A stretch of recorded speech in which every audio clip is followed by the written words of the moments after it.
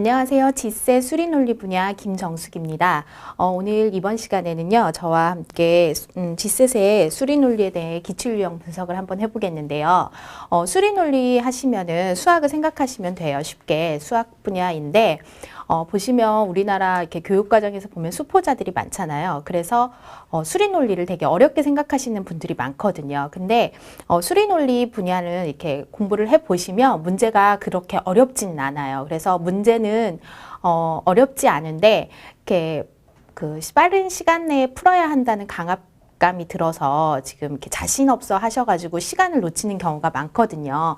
제가 이 말씀을 드리는 이유는 그렇기 때문에 수리논리 분야는 연습을 많이 하면 할수록 실력이 많이 늘으신다는 거를 느끼실 수 있으실 거예요. 그래서 처음 문제를 풀어보는 경우하고 이렇게 여러 날 이렇게 반복해서 연습을 해본 다음에 그 다음에 다시 풀어봤을 때 자기의 이렇게 속도감도 빨라지고 그 다음에 이제 문제가 여러 분야를 풀어보다 보면은 그 분야에 대해서 이제 물어보고자 하는 것을 쉽게 파악하실 수 있기 때문에 더 쉽게 접근이 되고 그렇기 때문에 자신감이 생겨서 더 빨리 푸는 경향이 있거든요. 그래서 수리논리 분야는 다른 분야도 그렇겠지만 더 많이 연습을 좀 하셔야겠다. 그렇게 이렇게 매일매일이라도 시간 투자를 하셔가지고 연습하는 분야 방법으로 좀 실력을 키워나가시는 게 좋겠고요.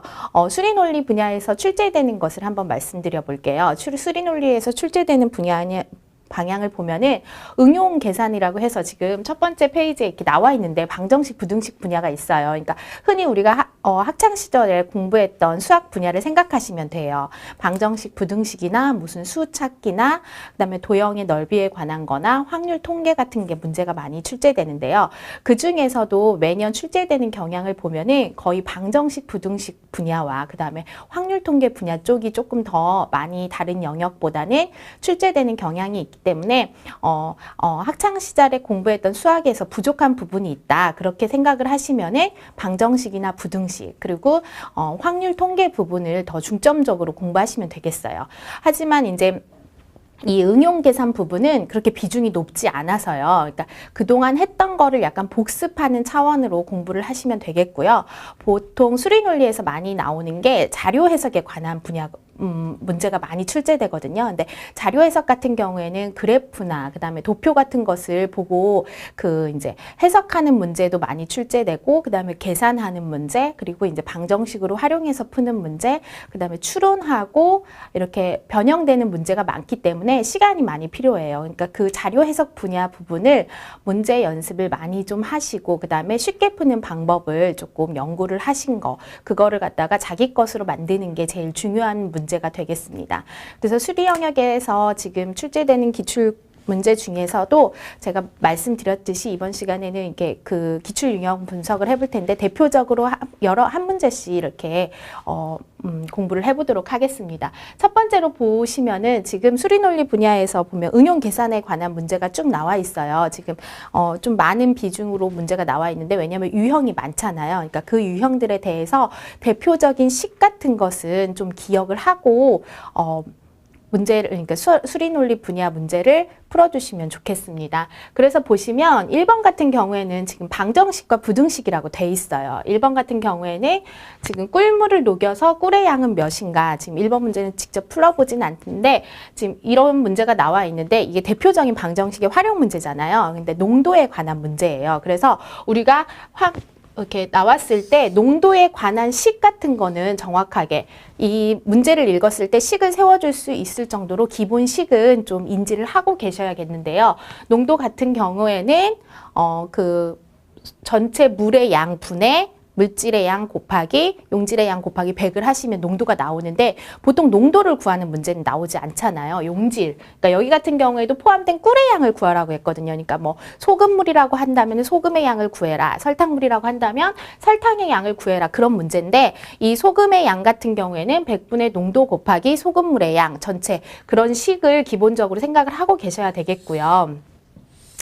그래서 많이 출제되는 그래서 속력은 시간분의 거리, 그 다음에 열차 통과 문제, 그 다음에 열차 통과 문제가 다리를 건너는 문제하고도 똑같거든요. 그러니까 열차가 다리를 건너거나 아니면 열차가 터널을 지나갈 때의 속력을 구하여라. 그러면 통과에 필요한 전체 시간에다가 열차하고 터널의 길이를 합한 게 전체 거리가 된다는 거. 이 거리가 이렇게 된다는 거를 생각을 해주시고요. 그 다음에 흐르는 물에서의 속력, 그러면 우리가 물이 흘러갈 때를 이렇게 생각을 하시면 이 공식이 쉽게 생각이 되실 거예요. 물이 이렇게 우리가 물을 거슬러 올라갈 때 하고 물을 거슬러 내려올 때 보시면 내려올 때가 훨씬 편하거든요. 그 이유가 물하고 같은 방향으로 가기 때문에 속력이 더 빨라져요. 그래서 내려갈 때는 배의 속력에다가 물의 속력을 더해 주시는 거고요. 거슬러 올라갈 때는 배의 속력에서 물의 속력을 빼주시면 된다는 거. 그래서 물에서의 속력이 나왔을 때도 이 두 가지를 좀 기억을 해주시면 좋겠고요. 아까 말씀드렸듯이 농도라는 거는 용질의 양, 용매의 양, 그러니까 전체 소금물의 양분의 용질의 양 곱하기 100을 하면 된다. 그 다음에 이제 많이 출제되는 것 중에 일과 시간이라는 문제가 많이 나오는데 이거는 항상 전체 일을 마치는 것을 기준으로 그거를 일로 봤을 때 일률이라는 건 일을 하는데 걸린 시간분의 일의 양이 된다는 거. 그래서 이 기본 공식은 조금 인지를 하고 계셨으면 좋겠습니다. 다음은 2번 문제를 보시겠는데요. 2번 문제는 직접 풀어볼게요. 속력에 관한 문제인데요. 제2는 자취생이다. 오랜만에 어머니께서 올라오신다고 하여 마중을 나가려고 하는데 자취방에서 역까지의 거리는 2.4km이다. 제2는 자취방에서 역까지 분당 100m의 속력으로 걸었고 어머니는 기차역에서 자취방으로 분당 60m의 속력으로 걸었다. 제2가 어머니와 만나 자취방으로 함께 돌아오기까지 이동한 총 거리는 얼마인가 이렇게 돼 있어요. 단 자취방에서 출발한 시각과 어머니가 기차역에서 출발한 시각은 동일하다. 그러니까 속도에 관한 기본 문제이긴 한데요. 여기서는 포함하고 있는 게 좀 몇 가지가 있어요. 그래서 이거를 말씀드리자면은, 그러니까 우선 기본적으로 우리가 이거를 표시로 나타냈을 때 우리가 여기가 자취방이에요. 자취방이고 여기라고 했을 때 제2는 자취방에서 역 쪽으로 걸어가고요. 그 다음에 어머니는 역에서 자취방 쪽으로 걸어가요. 그러니까 제가 이걸 말씀드리는 이유 중에 하나가 또 많이 출제되는 게 뭐냐면 호수를 한 바퀴를 돌았다. 운동장을 한 바퀴를 돌았다. 이런 문제가 많이 출제되거든요. 근데 거기서 우리가 이렇게 문제가 나오면 되게 당황할 때가 많아요. 당황할 때가 많은데 여기서 생각하셔야 될 게 제2가 자취방에서 역 쪽으로 갔고 그 다음에 어머니는 역에서 자취방 쪽으로 갔어요. 그래서 만약에 여기에서 만났다고 해볼게요. 여기서 만났다고 하면은 제2가 움직인 거리하고 어머니가 움직인 거리를 합하면 뭐가 되냐면 자취방에서 역까지의 거리가 된다는 것을 우리가 알 수가 있겠죠. 그래서 그걸 이용해서 푸는 문제가 이 속도 문제 중에서 한 문제가 되겠습니다. 이거하고 비슷한 유형이 호수가 있는데 제2가 만약에 호수를 이쪽으로 돌았어요. 이쪽으로 돌았는데 어머니는 이쪽으로 돌았다고 했다고 해봐요. 그런데 우리가 여기에서 만났다. 그러면 제2가 움직인 거리하고 또 어머니가 움직인 거리가 어떻더라. 호수 한 바퀴가 된다는 걸 알 수가 있겠죠.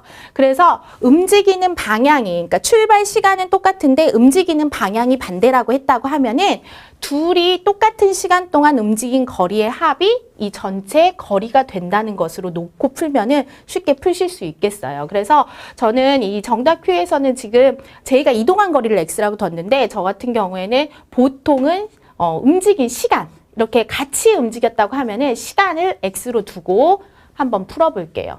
시간을 x로 둔다고 하면은 그럼 한 가지 더 말씀드릴게요. 지금 움직인 방향이 반대 방향이라고 했다고 하면은 그 서로 움직인 거리가 한 바퀴라고 했거든요. 근데 움직인 방향이 똑같아요. 똑같이 움직여서 이렇게 돼 있는데 얘는 이쪽으로 움직였는데 얘는 이렇게 움직였어요. 근데 여기에서 만났더라. 그러면 이럴 때는 속력이 빠른 사람의 거리에서부터 속력이 느린 사람이 움직인 거리를 뺀 것이 한 바퀴가 된다. 그러니까 방향이 다를 때는 둘이 움직인 거리의 합이 한 바퀴가 되거나 이동 거리가 되는데 방향이 같을 때는 속력이 빠른 사람이 움직인 거리에서 속력이 느린 사람이 움직인 거리를 뺀 것이 한 바퀴가 된다는 거. 그걸 또 기억해 주시면 좋겠고요. 그렇게 해서 지금 이 문제를 풀어보면 여기서는 저는 지금 제이와 어머니가 이렇게 움직인 시간, 그 시간은 똑같겠죠. 왜냐면 가다가 만났으니까 출발 시간이 똑같다고 했으니까 여기서 만났다고 하면은 둘이 움직인 시간이 똑같아요. 그래서 이 움직인 시간을 X라고 한다고 하면은요. 제이가 움직인 시간은 뭐가 되냐면 분당 100m라고 했어요. 분당 100m라고 했으니까 우리가 이걸 시간을 X 분이라고 놓을게요. X 분이라고 놓는다고 하면은 제이가 움직인 시간은 100x가 되겠죠. 그리고 더한 게 이 거리라고 했으니까 어머니가 움직인 시간은 60x가 되는데 이것이 합해서 2.4km다. 근데 여기는 속력이 전부 다 미터니까 2.4km를 미터로 고쳐주는 게 더 좋겠죠. 그래서 얘는 2,400이 되더라. 160x가 2,400이 된다. 없어지고 하니까 8로 나누면 2x는 30이 되고 x는 15. 자, 이 얘기는 무슨 얘기냐면 제이하고 어머니는 15분 후에 만났더라. 15분 후에 만났는데 우리가 뭘 구해야 되냐면 제이가 어머니와 만나 자취방으로 돌아올 때까지 이동한 총 거리는 얼마인가 이랬어요. 그러면 15분 후에 만났어요. 그럼 다시 집으로 돌아오는데도 15분이 걸리겠죠. 그러면 전체 시간은 30분이 걸린다. 근데 전체 시간이 집으로 다시 돌아올 때까지 30분이 걸리는데 분당 100m로 걷는다고 했으니까 30 곱하기 100이 돼서 3000m가 되더라. 그러면 이 3000m는 3km가 되니까 정답은 5번이라는 걸 알 수가 있겠죠. 그래서 이것도 이렇게 응용 방정식 문제 중에 하나인데요. 이걸 해드리는 이유는 문제가 나왔을 때 거리 문제에서 방향이 움직인 거리가 방향이 같을 때는 속도가 큰 사람에서 작은 사람 거를 뺀 것이 거리가 되고 반대 방향일 때는 같이 움직인 거리의 합이 이 거리가 된다는 것을 한번 말씀드리려고 이거 문제를 선택을 했는데요. 호수 문제나 운동장 문제도 같다는 거. 그리고 보통 놀 때 시간을 X로 놓았을 때 거리 구하는 게 시간하고 속력을 곱한 거가 되니까 조금 더 쉽게 푸실 수 있겠습니다. 그렇게 해서 보시면은 3번 문제는 또 속력에 관한 문제거든요. 이걸 풀어드리지는 않을 거예요. 근데 보통 이렇게 나온다고 하면은 뭐 혼자 벽면을 칠하면 12시간이 걸린다. 이런 얘기는 이렇게 12시간이 걸린다고 하면은 속도는 12분의 1이라는 걸로 두고 하시면 되겠습니다. 자, 그렇게 해서 3번 문제 됐고요. 4번 문제도 보시면 4번 문제 보시면 지금 상금에 관한 문제거든요. 근데 문제 읽어보시면 이건 쉽게 하실 수가 있는 거고요. 5번을 한번 보실게요. 5번도 이렇게 비율처럼 돼 있어서 자주 출제되는 문제인데요. 보시면은 스포츠 동아리 구성원 중 야구팬과 축구팬의 비는 7대 3이다 이랬어요. 야구팬하고 축구팬이 7대 3인데 야구팬 중에서 9명이 축구팬으로 돌아선 후에는 2대 3이 되었다면 이 학교의 스포츠 동아리 구성원의 총원은 몇 명인가? 야구팬이면서 동시에 축구팬인 사람은 없고 모든 동아리 구성원은 야구팬 아니면 축구팬이다. 그러니까 야구팬하고 축구팬만이 있다는 거를 얘기를 하려고 하는데요. 이렇게 비가 나왔다고 하면은 비가 여러 개가 나왔다고 하면은 보통 표를 그려서 문제를 확인해 주시면 되는데 이 문제 같은 경우에는 간단하게 이 야구팬과 축구팬의 비가 7대 3인 게 제일 기본이거든요. 그래서 우리가 뭘로 약분을 했는지 모르니까 야구팬을 갖다가 7A라고 놓고요. 축구팬을 3A라고 놨어요. 근데 야구팬 중에서 9명이 축구팬으로 돌아섰다. 그러면은 야구팬은 이 7A에서 9명이라고 했으니까 9명이 빠진 거죠. 그래서 여기 같은 경우에는 9명이 빠졌고요. 그 다음에 축구팬은 3A인데 9명이 들어온 거니까 더해주면 되는 거죠. 근데 이것의 B가 몇이더라? 2대 3이더라. 그래서 비례식을 놓고 풀면은 이게 조금 더 쉽게 풀릴 수 있겠습니다. 그래서 보시면 비례식은 외항의 곱과 내항의 곱으로 해주시면 21a-27이 6a 플러스 18이 되더라. 그러면 21a에서 15a는 45가 되니까 a는 3이 되더라. 그 얘기는 a가 3이라고 했으니까 야구패는 원래 21명이고 여기는 6명이다. 그래서 전체는 여기가 계산이 틀렸네요. 여기가 9명이다. 그래서 전체는 30명이 된다는 거 1번으로 정답이 나오겠습니다. 그래서 보시면은 비례식이 나왔을 때는 미지수로 놓고 주어진 조건으로 비례식을 만들어서 방정식으로 푸시면은 쉽게 풀리겠습니다. 자, 다음은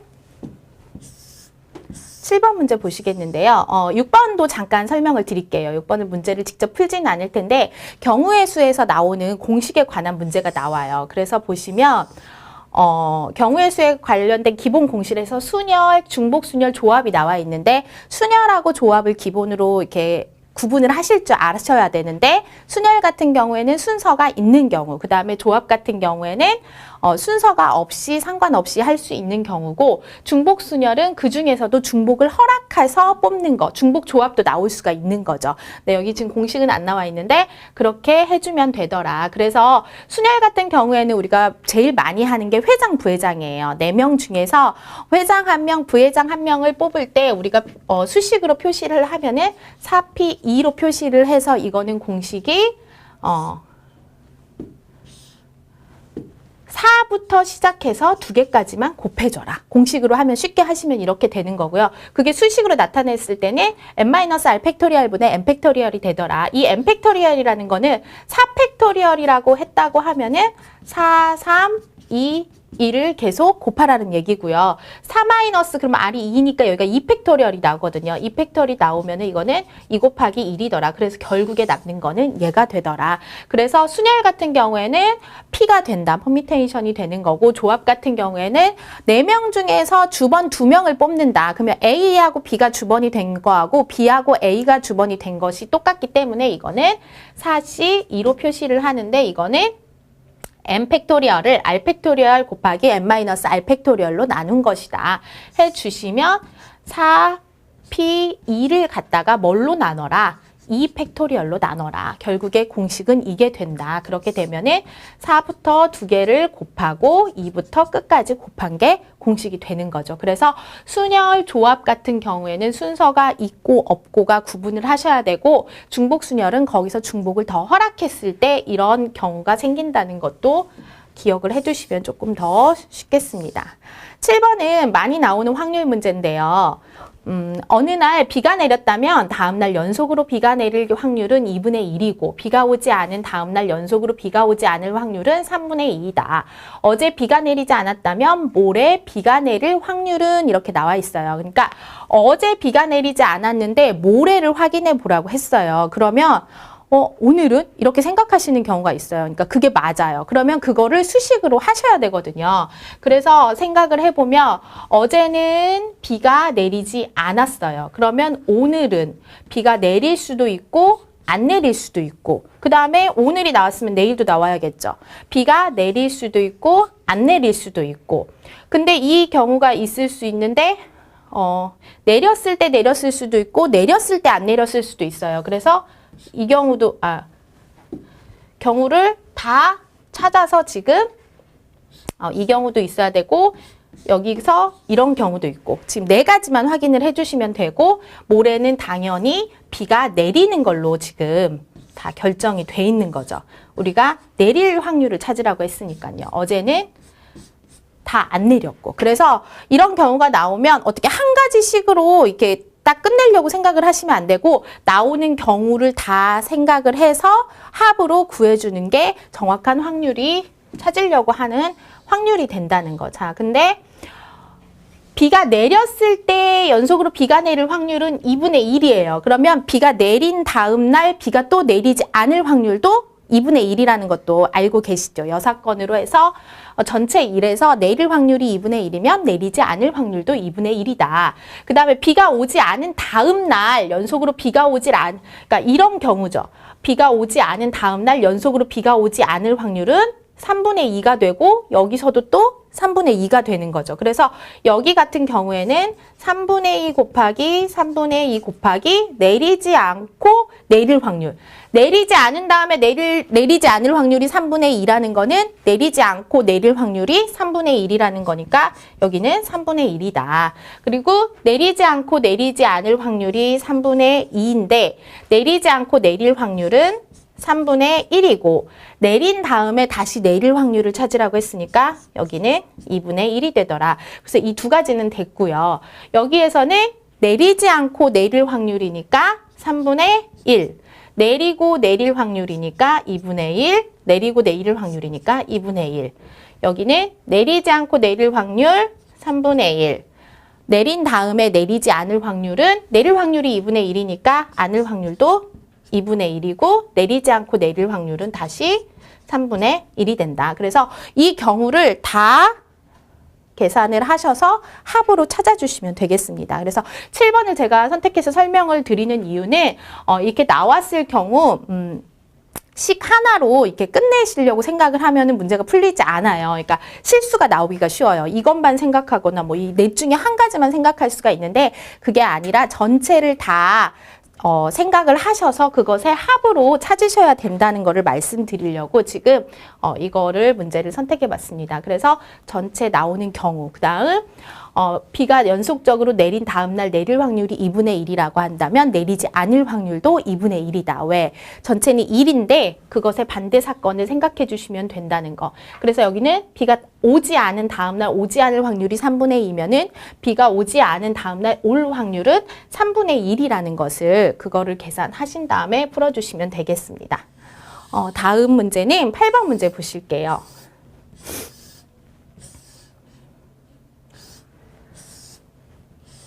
자, 8번 문제 보시면 도로 찾는 문제예요. 그래서 이거 초등학교 때부터 많이 나오는 문제거든요. 그래서 기억을 하실지 모르겠는데 보시면은 쉽게 풀 수 있는 방법이 이 문제 같은 경우는 지금 응용이 된 문제거든요. A에서 B로 가는 최단 경로의 수는 몇 가지인가 이렇게 돼 있어요. A에서 B로 가는 최단 경로의 수는 몇 가지인가 해가지고 근데 X 지점은 사유지라 통과할 수가 없다. 그 얘기는 무슨 얘기냐면 이 X 부분은 지나지 않고 A에서 B로 가는 방법을 생각을 해보라는 거예요. 그래서 이 문제에 충실한다고 하면은 여기 A에서 B로 가는 방법은 여기서부터 출발을 해서 여기로 간 다음에 여기로 움직일 수 있는 부분이 자 이렇게 되는 거예요. 그러니까 이 부분만 빼고 이렇게 쭉 가서 이렇게 가거나 이렇게 쭉 가서 뭐 이렇게 가거나 이렇게 가서 이렇게 가거나 이런 식으로 가야 된다는 거거든요. 그래서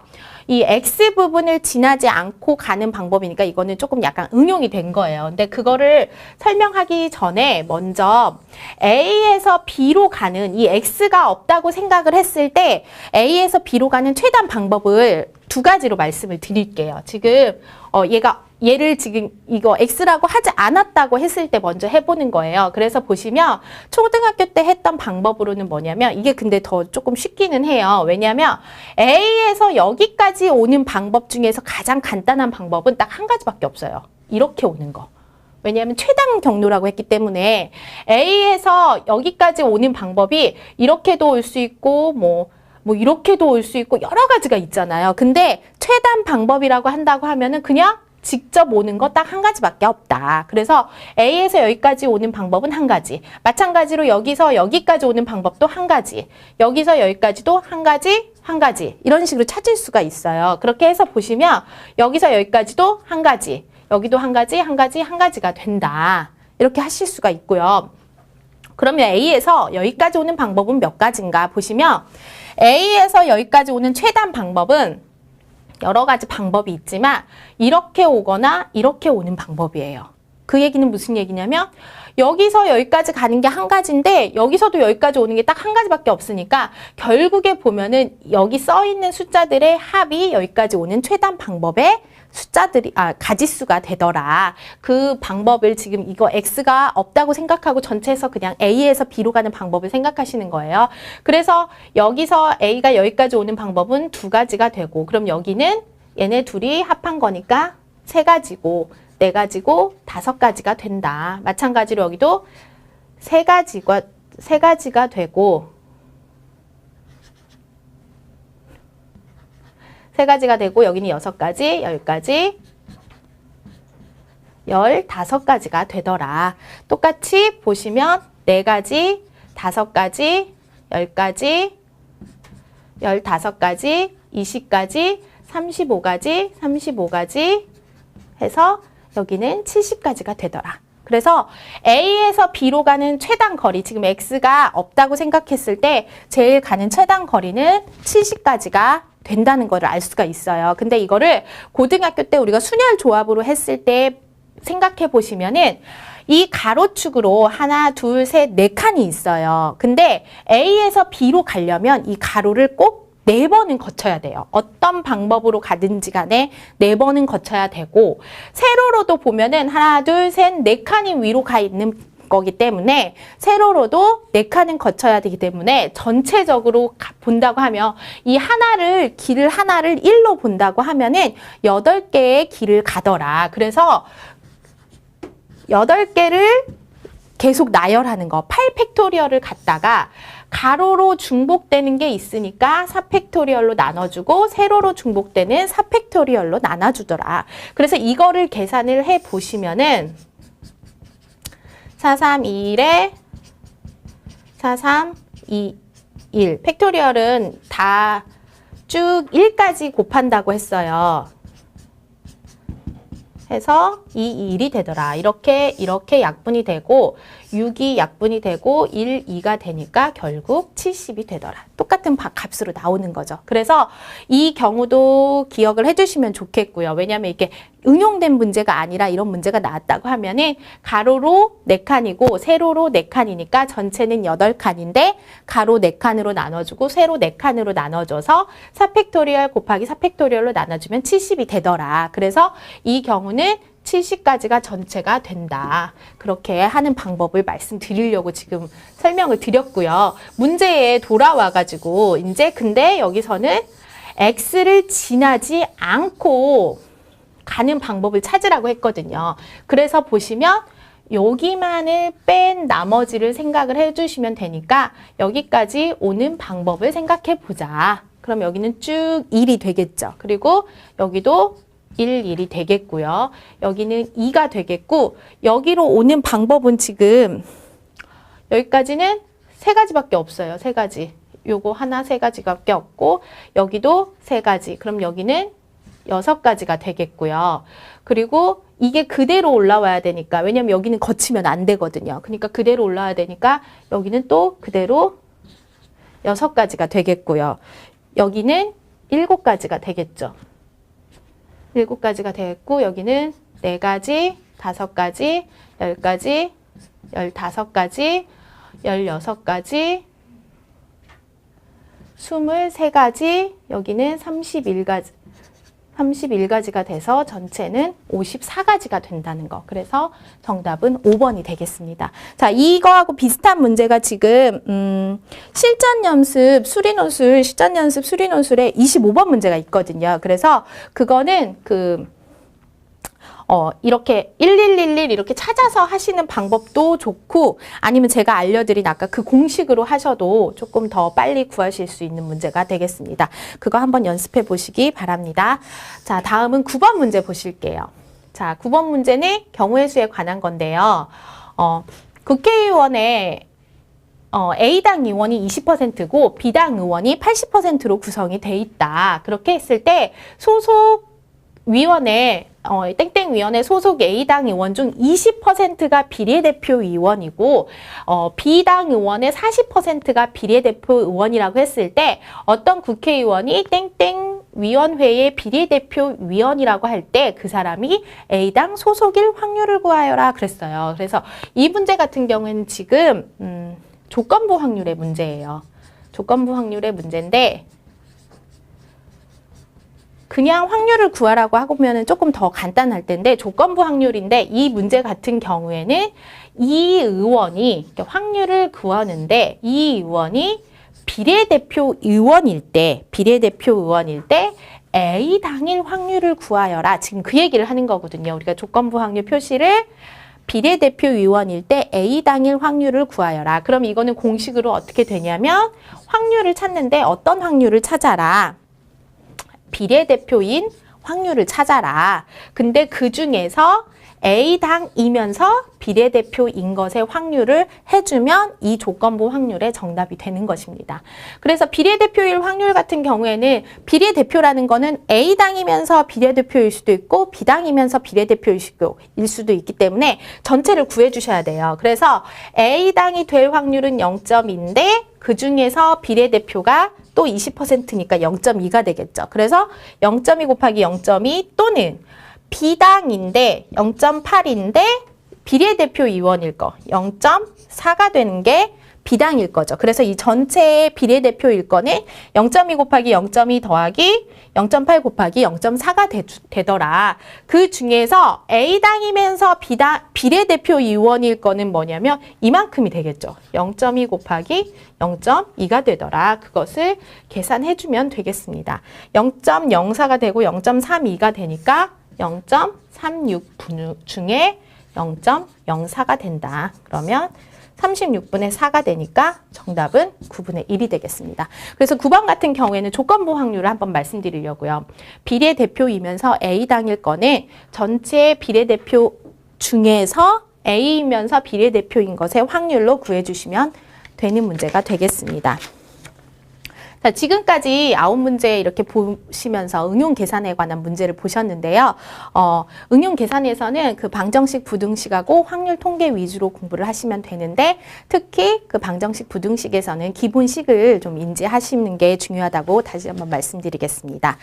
다음은 10번으로 가서 자료 해석에 관한 문제 보시겠습니다.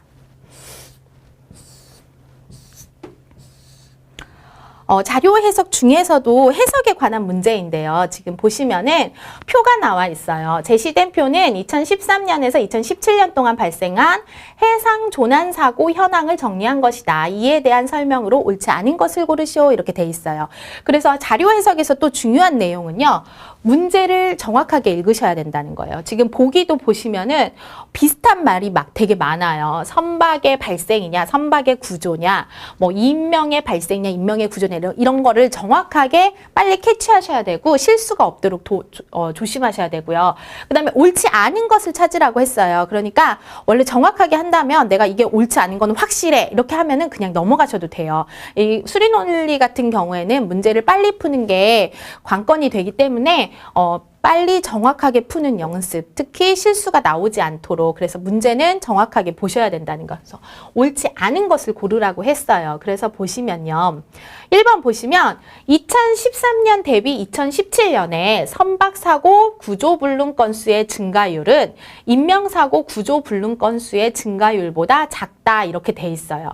지금 구조불능 건수의 증가율. 근데 2013년하고 2017년을 대비하라고 했어요. 그러니까 2013년에 보시면 선박사고 구조 불능 건수는 38건이었어요. 근데 2017년에는 지금 58건이 돼 있죠. 그거가 증가율이에요. 그러니까 정확하게 하면은 여기다 곱하기 100을 해서 비율로 나와야 돼요. 그런데 제가 우선 써놓고 볼게요. 그렇게 하고 인명사고 구조 불능 전체는 67인데 그중 2013년에는 67건인데 2017년에는 108건이 된다. 그것의 비율을 또 확인해 봐라. 이 얘기거든요. 그래서 보시면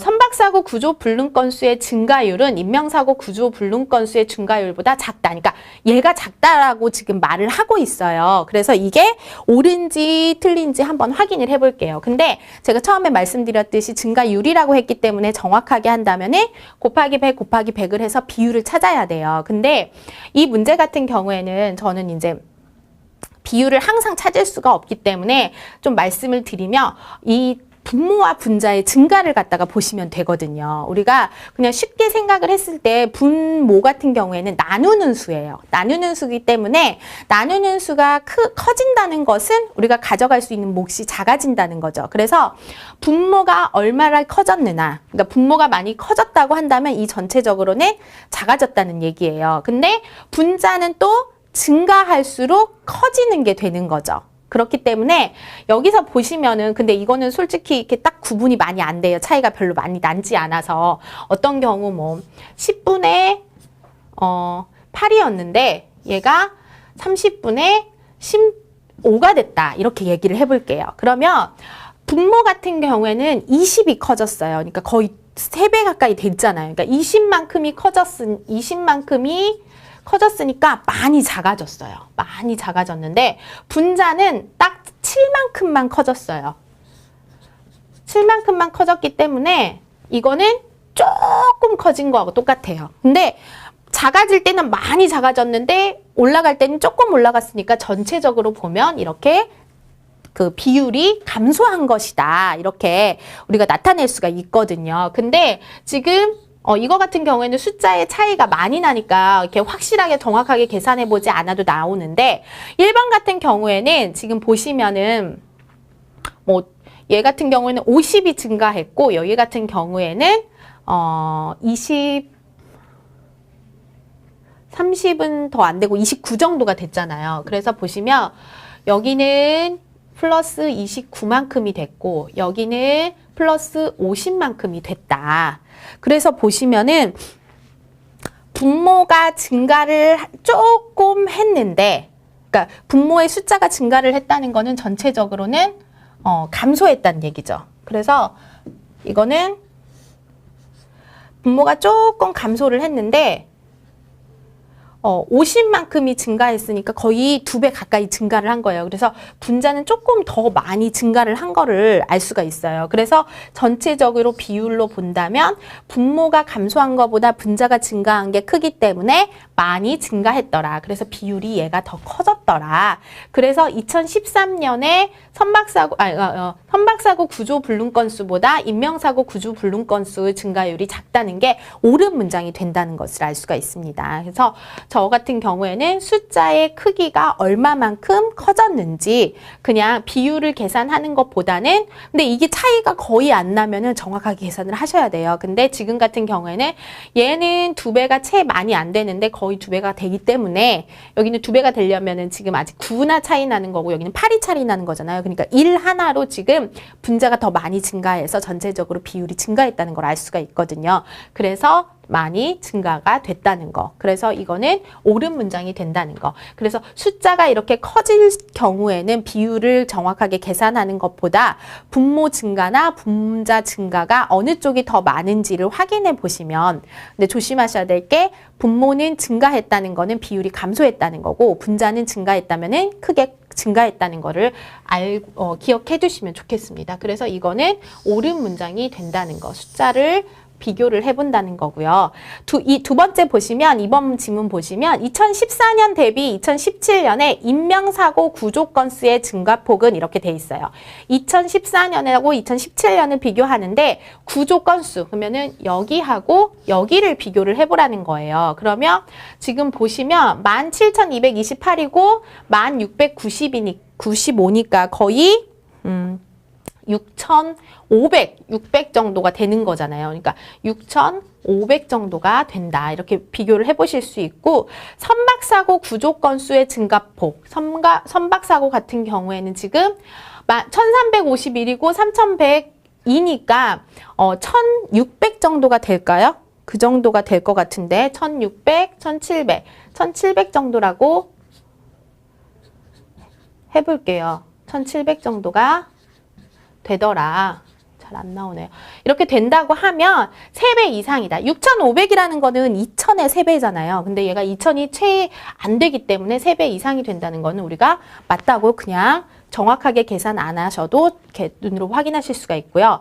3번 보시면 제시된 기간 동안 매년 인명사고 발생 건수는 선박사고 발생 건수의 5배 이상으로 나타난다. 발생 건수를 확인해 보래요. 근데 5배 이상이 된다는 걸 그냥 보셔도 눈으로 계산 안 하셔도 보인다는 걸 알 수가 있습니다. 그래서 3번도 맞는 문장이고요.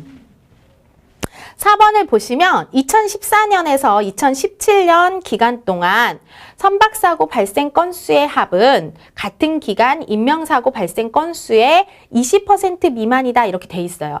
그래서 보시면 3번하고 4번하고 지금 계속 연결되는 문제거든요. 그러니까 5배 이상으로 나타낸다고 했으니까 얘는 20% 미만이 된다는 게 맞겠죠. 우리가 5분의 1이 20%잖아요. 근데 그것보다 얘가 더 많다는 거는 얘가 20%가 채 안 된다는 걸 알 수가 있어서 4번은 옳은 문장이고요. 5번 보시면 인명사고 발생 건수 대비 인명사고 발생 건수에 대비해서 구조불능 건수의 비율이 1%를 넘긴 해는 자 얘가 1%를 넘긴 해를 보래요. 지금 1%라고 하면 79가 돼야 돼요. 근데 67이니까 안 됐죠. 여기는 1%라고 하면 110이 돼야 되는데 400이니까 넘긴 해는 지금 이게 2014년이라는 걸 알 수가 있고요. 여기는 188이 돼야 되니까 안 되고 201이 돼야 되는데 다른 해는 안 돼요. 근데 이 넘긴 해는 제시된 기간 중에서 인명사고 발생 건수의 전년 대비 증가폭이 가장 크다. 인명사고 전년 대비 증가폭이 가장 큰 해를 한번 찾아볼게요. 정확하게 계산을 하면 여기서 여기를 빼주셔야 돼요. 근데 여기는 그러니까 400은 채 안 되고 300 얼마라는 걸 알 수가 있고요. 이거 같은 경우에는 700이 조금 넘는 거고 200이 안 되고 여기 같은 경우에도 700 가까이 되겠네요. 그래서 계산을 2014년에서 15년 가는데 그 다음에 16년에서 17년 가는 데를 해주시면 여기가 더 크다는 거. 2015년이 여기 답이 되기 때문에 2014년은 아닌 거죠. 그래서 같은 해라고 했기 때문에 옳지 않은 문장이라는 걸 알 수가 있습니다. 그래서 틀린 답은 5번이 되겠고요. 제가 또 한 가지 말씀드리고 싶은 거는 숫자가 지금 1000단위 넘어서 되게 크게 나오잖아요. 1의 자리까지 크게 나왔을 때 대략적으로 숫자를 이렇게 보고 계산을 해주시는 게 편하다는 거예요.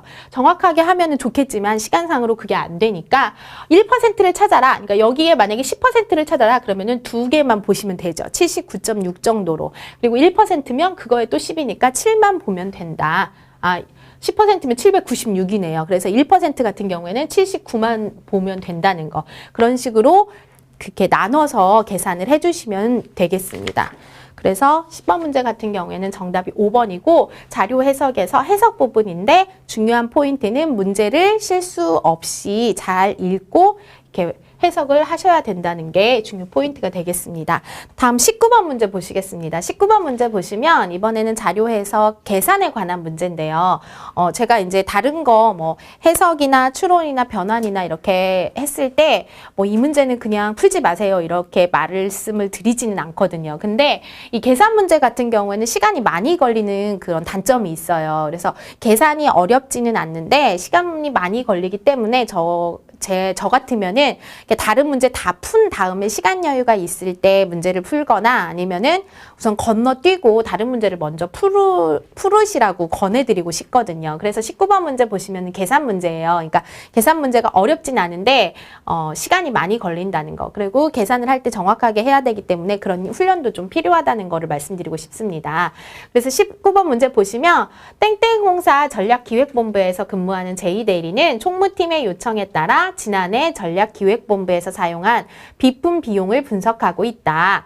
분기별 비품 비용과 항목별 비중이 다음과 같이 분석되었다고 할 때 지난해 전체 비품 비용이 큰 항목부터 순서로 나열한 것은 이렇게 그랬어요. 나열한 것을 고르면 이렇게 돼 있는데 보시면 비중이 나와 있어요. 그래서 분기별 비품 비용 해가지고 1, 4분기에는 600만 원이고 2, 4분기에는 800만 원, 3, 4분기에는 700만 원, 4, 4분기에는 950만 원이에요. 그래서 지금 이 문제 같은 경우에는 1, 2, 3분기가 다 100단위 단위로 끝나기 때문에 이게 더 간단한 문제예요. 근데 이 사사분기가 전체 숫자가 950이라는 숫자이기 때문에 이게 여기서 조금 시간이 걸릴 거거든요. 그래서 저는 이렇게 600 곱하기 100분의 35 원래는 정확하게는 이렇게 계산을 하셔야 돼요. 그렇지만은 이렇게 계산 문제가 나올 때는 600의 10%가 얼마인지, 그래서 600의 10% 같은 경우에는 60이라는 걸 우리가 기억을 해주시고요. 5%도 대략적으로 30이라는 거. 그래서 60, 30을 기억하시면 35%다 그러면 60의 3배, 180에다가 5% 30을 더한 거니까 얼마가 된다? 210이 된다는 거를 우리가 알 수가 있죠. 그래서 잘 안 보이니까 제가 다시 한번 써드리면은 여기는 210이 된다는 거. 이렇게 하시면 계산이 조금 더 쉬워요. 여기는 120, 여기는 120에다가 30을 더한 거니까 150, 20은 120이 된다는 거. 그렇게 계산을 조금 빨리 해주실 수 있고요. 여기도 마찬가지로 10은 지금 80이고 5는 40이다. 그러면 25% 하면은 160에다가 40을 더한 거니까 200이 되는 거고, 30은 240이 되는 거고, 15는 둘이 더한 거니까 120이 되는 거고, 30은 240이 되더라. 이렇게 해주시면 되고요. 3, 4분기 같은 경우에도 10은 70이 되는 거고 5% 같은 경우에는 이것의 반절이니까 35가 되는 거죠. 그래서 40%다 그러면 4배를 하니까 280, 15% 하면은 둘이 더하면 105가 되는 거고 25%는 140에 35니까 175가 되는 거고 20%는 140이 되더라. 그러면 이제 문제가 4, 4분기예요. 10%는 95가 된다는 걸 알 수가 있고요. 5%는 여기에 반절이에요. 그러니까 47.5만 원이 된다는 거. 그래서 25 같은 경우에는 95가 2배니까 190인데 거기에다가 얘를 더해주면은 237.5가 된다는 거고요. 35 같은 경우에는 계산을 해주시면 3배를 하고 얘를 더해 주셔야 돼요. 3배를 해주면 285가 되거든요. 거기에다가 47.5를 더하니까 332.5가 되더라. 25%는 똑같이 237.5고 15%는 둘이 더한 거 142.5가 되다. 그래서 여기는 각 분기별로 지금 항목을 나눠서 계산을 한 거고요. 물어본 거는 항목이 큰 순서대로 물어봤어요. 그러면 가구는 또 이거를 다 더해야 돼요. 그래서 가구 같은 경우에는 다 더하면 927.5가 되더라. 자, 이것도 권해드릴 이렇게 계산하는 방법 중에서 1회전 뒤에서부터 계산을 하는 거를 더 추천해 드리고 싶고요. 그래서 계산을 해보시면 여기는 797.5가 된다. 그리고 여기 같은 경우에는 682.5. 소수가 나오면 조금 더 자신이 없죠. 근데 계산하고 여기는 다 0.5만큼만 더하면 되니까 해주시면 되겠습니다. 그래서 이렇게 계산이 나온다. 그래서 19번에서 계산 문제는 말씀드리고 싶은 게 제일 나중에 계산을 문제를 푸시는 게 좋고요. 그리고 푸실 때 이렇게 나왔다고 하면 10%, 5%, 뭐 더 이제 뭐 2%, 3% 그런 것까지 나오면 1%까지 찾아두시고 난 다음에 덧셈으로 계산하는 게 조금 더 빠를 수 있다는 거. 그래서 비중이 지금 이 정답은 가장 큰 거는 가구가 된다는 걸 알 수가 있고요. 가구 다음에 이 그림대로네요. 가구, 사무, 전산, 기타가 된다는 거. 그래서 정답은 1번이 된다는 것을 알 수가 있습니다. 그래서 계산 문제는 나눠서 계산을 해주시면 된다는 거 말씀드리고 싶습니다. 다음 21번 문제 보실게요. 20번 문제도 지금 계산 문제가 아마 변환 문제가 나왔네요. 이 변환 문제가 나왔는데 저는 변환 문제 중에서는 21번 문제를 해드릴게요. 그러니까 21번 변환 문제는 문제가 어렵지는 않거든요. 근데 정확하게 읽어주셔야 된다는 거. 21번 보시면 이동평균선은 주식시장에서 주식 가격의 흐름을 분석하는 중요한 기술지표이다. 이동평균을 도출하는 방법과 표에 제시된 가격 정보를 토대로 A 주식을 가격의 5일 이동평균선을 그렸다고 할 때 적절한 것을 고르시오 그랬어요. 지금 이렇게 냈는데 5일 그러니까 이동 평균을 구해서 그거를 표로 나타난 거를 찾으라는 거거든요. 그래서 여기 같은 경우에는 지금 21번 같은 경우에는 계산 문제하고 좀 같이 연결돼 있다고도 할 수가 있거든요. 그러니까 왜냐면 평균을 구해야 돼요. 그래서 5일 이동평균 같은 경우에는 저기 7월 1일부터 7월 5일까지의 합을 갖다가 5로 나눈 게 5일 이동평균이 되겠죠. 근데 저는 이 문제를 선택한 이유가 이 평균을 구할 때 그 합에서 나누기를 하는 것보다는 이렇게 더하고 빼고 가감으로 해서 평균을 구해주시면 조금 더 쉽지 않을까 해서 그거를 보여드리려고 하거든요. 그러니까 5일을 기준으로 할게요. 5일 이동평균을 해야 되니까 5일 해서 보시면 7월 2일에 1042여서 제일 많아요. 그러면 보통 이렇게 제가 평균을 빨리 구할 때 쓰는 방법은 제일 많은 데에서 제일 적은 데를 조금 얼마를 주는 거예요. 그러면서 여기서 만약에 3 정도를 줬다고 해볼게요. 왜냐하면 다른 데가 39, 뭐 37, 36이니까 3 정도를 줘서 여기는 1039가 됐고요. 그럼 여기 3을 주면 1035가 되는 거죠. 39, 39는 됐어요. 근데 지금 조금 더 줘야 될 것 같죠. 그래서 처음부터 아예 그냥 많이 줄게요. 5를 줄게요. 5를 준다고 하면 1037이 되겠고요.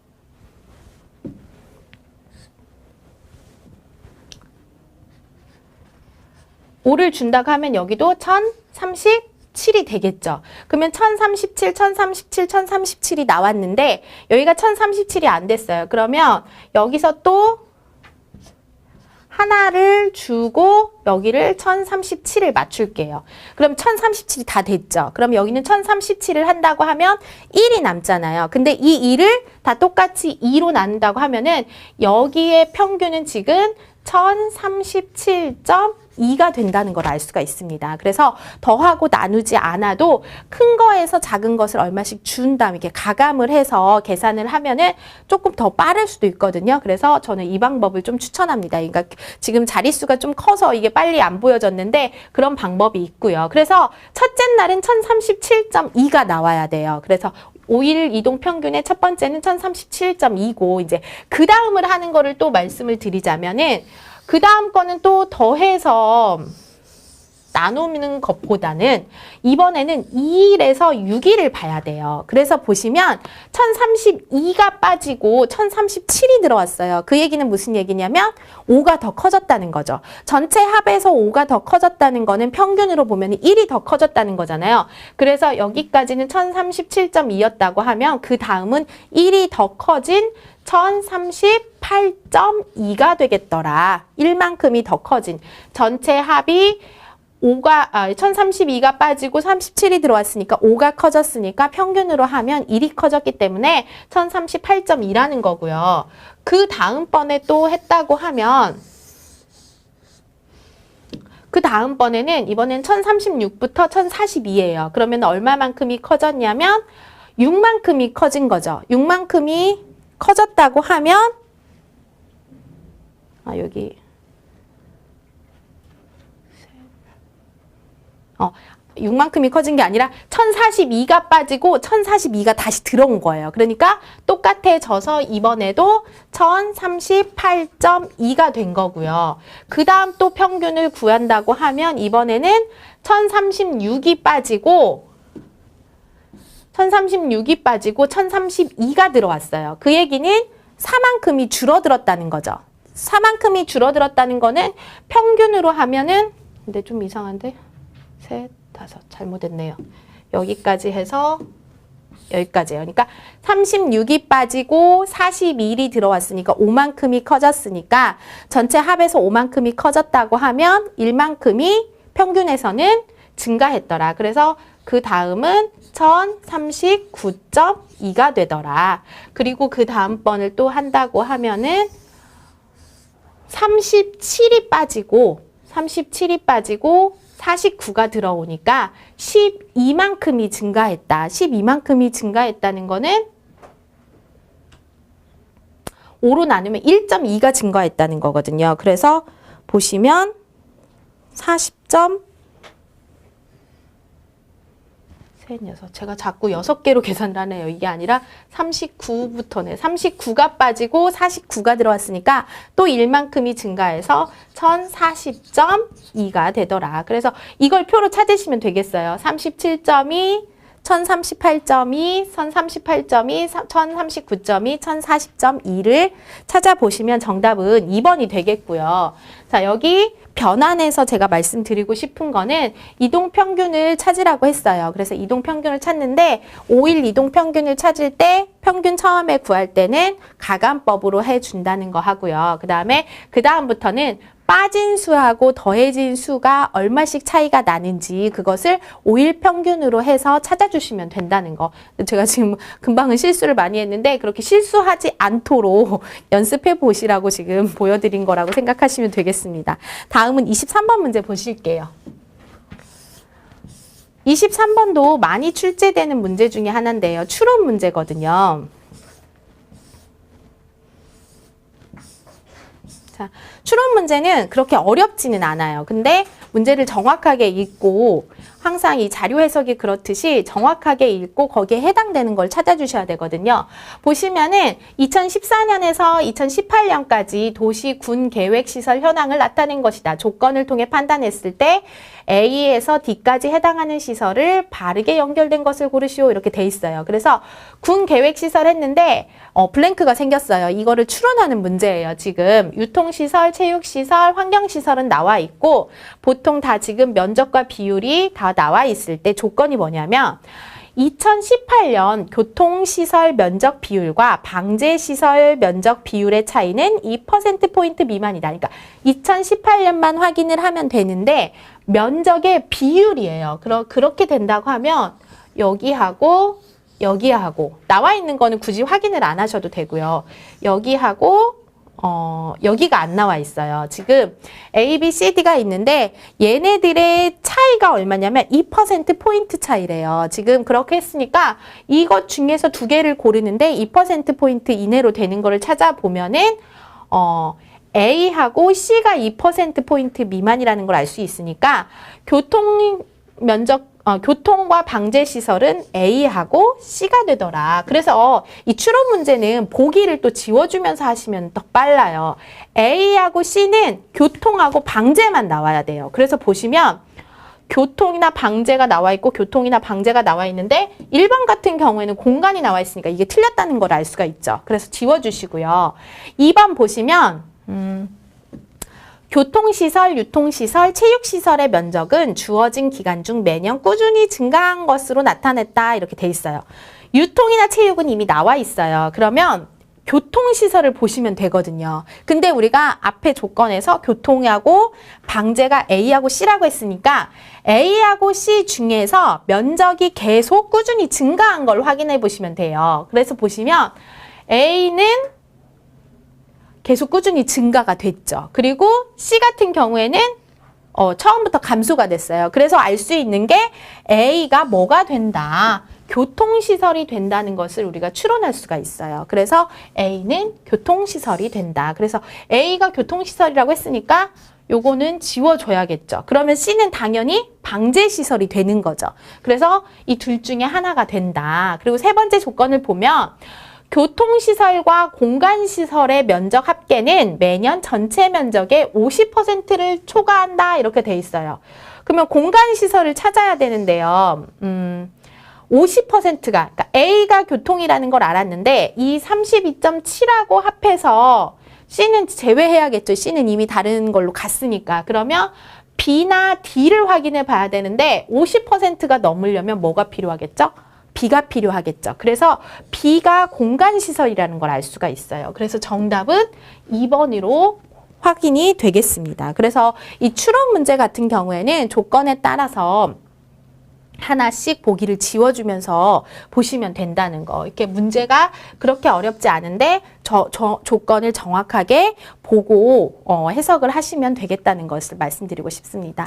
지금까지 저하고에서 지금 수리 논리에서 자주 출제되는 기출 유형 분석을 했는데요. 제가 처음에 말씀드린 것처럼 문제를 보시면은 문제를 정확히 읽고 해석을 한다고 하면 문제가 어렵지는 않아요. 근데 시간이 많이 걸리기 때문에 연습이 많이 필요하거든요. 그래서 지금부터라도 이렇게 꾸준히 연습을 하시고 그리고 이렇게 보강해야 될 부분 알고 그것을 조금 더 많이 연습하시면 좋은 결과 있으실 거라고 믿습니다. 감사합니다.